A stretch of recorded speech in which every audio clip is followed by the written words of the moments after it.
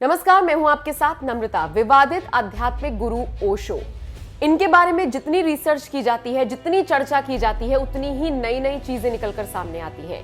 कुछ लोग कहते हैं कि वो ठीक थे, उनका एक मकसद था कि जैसे खुश रहना है वैसे खुश रहिए, फिर चाहे वो कुछ रास्ते गलत ही क्यों ना हो, क्योंकि उनके आश्रम में कई ऐसी चीजें पाई गई थी जो पूरी तरीके से भारत में बैन है, और यही वजह है कि भारत में फिर कई आश्रमों को उनके बैन भी कर दिया गया था। लेकिन इन सबके बीच आज भी एक बड़ा तबका है जो ओशो की विचारधारा से प्रभावित है, जो ओशो की लिखी गई किताबों को पढ़ता है, उनके द्वारा बोले गए प्रवचनों को सुनता है, और कुछ ऐसे तबके हैं जो पूरी तरीके से ओशो की बातों से इत्तेफाक रखते हैं।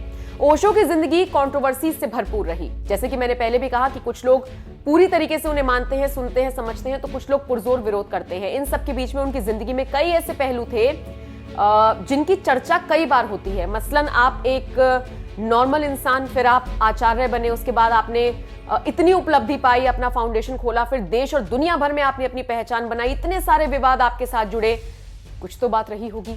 यही वजह है कि बहुत सारे ऐसे फिल्म मेकर्स हैं जिनकी नजरें हैं ओशो की बायोपिक बनाने के लिए। जाहिर सी बात है, थोड़ा सा विवादित कंटेंट जरूर होगा, लेकिन चल सकता है। यही वजह है कि फिल्म मेकर्स इस पर दांव लगाने जा रहे हैं। अब ऐसी ही एक फिल्म बनने जा रही है जिसका नाम है सीक्रेट्स ऑफ लव।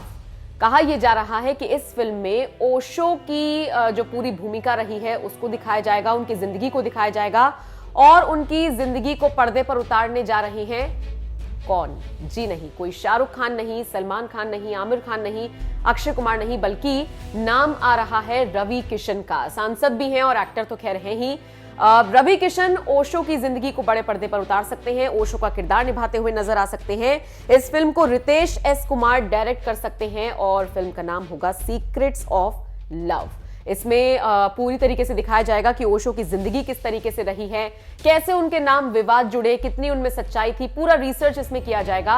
और रवि किशन ने भी इस पूरे मामले पर बात करते हुए कहा है कि हाँ, वो इस तरह का किरदार निभाने जा रही हैं, और इसके लिए वो जबरदस्त तरीके से रिसर्च कर रही हैं, किताबें पढ़ रही हैं, उनके वो जो बोल हैं, उनकी जो बातें हैं वो सुन रही हैं, ताकि पर्दे पर वो उस किरदार के साथ न्याय कर सके। रवि किशन ने यह भी कहा कि जाहिर सी बात है, रजनीश, जिनको हम ओशो के नाम से भी जानते हैं, उनकी जिंदगी में इतना सब कुछ है कि उसके बारे में बिना जाने चीजों को आगे नहीं बढ़ाया जा सकता। इसलिए जो प्री प्रोडक्शन वर्क है, जिसमें कि स्क्रिप्टिंग होती है, रिसर्च होता है, उसमें एक्टर अपने लेवल पर रिसर्च कर रहे हैं, डायरेक्टर्स अपने लेवल पर कर रहे हैं, और जो बाकी की स्टार कास्ट है उसको भी अभी फाइनलाइज किया जाना है।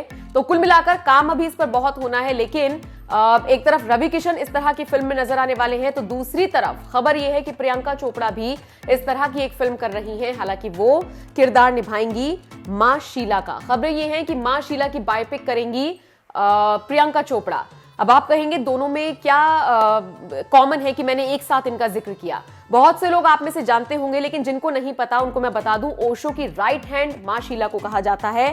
कहा यह जाता है कि ओशो उनसे पूछे बिना कोई भी काम नहीं करते थे। ओशो की जिंदगी में मां शीला का जो योगदान है, उनकी जो भूमिका है, वो बहुत ज्यादा अहम है, और जब जब हम बात करेंगे ओशो की, तब तब हम मां शीला को नहीं भूल सकते हैं, उन्हें इग्नोर नहीं कर सकते हैं।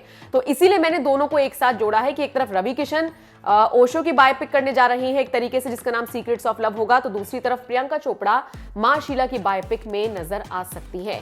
कुल मिलाकर दोनों ही प्रोजेक्ट्स हैं बहुत अच्छे, कंटेंट बहुत अच्छा हो सकता है, लेकिन हाँ, कंट्रोवर्सी भी क्रिएट हो सकती है। आप इन दोनों ही फिल्मों को लेकर क्या सोचते हैं, ओशो को लेकर आप क्या सोचते हैं, कमेंट करके हमें जरूर बताएं।